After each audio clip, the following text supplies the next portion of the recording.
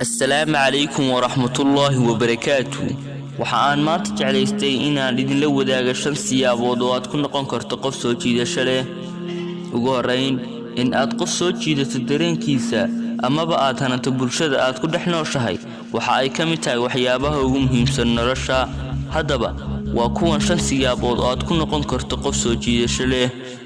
kow, ha xukumin qofna ka hor inta aanad ogaan xogtiisa oo buuxda, maxaa yeelay haddii aad ku shaqayso malaha waxa aad gelaysaa qalad, taasina waxa ay keenaysaa in lagu dayro. laba, dhoola cadee mar waliba.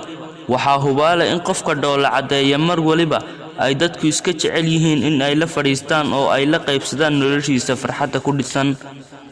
saddex, aamusnow oo indhaha u saar qofka isku daya inuu ku dhaleeceeyo, kadib way ku adkaanaysaa inuu hadalka sii wado oo waxa uu hadeed kuu qadarinayaa oo kaaga waabanayaa dulqaadkaaga.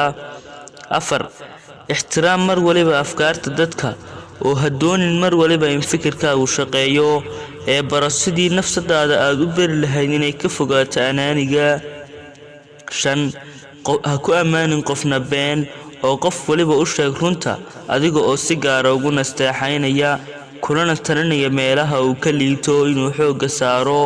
ugu dambayn, adduunka oo dhan ku war dhowrsoonidaada iyo dhabka hadalnimadaada oo dadka ha ku hana nifaaqaaga iyo istutuskaaga samaysiga ah.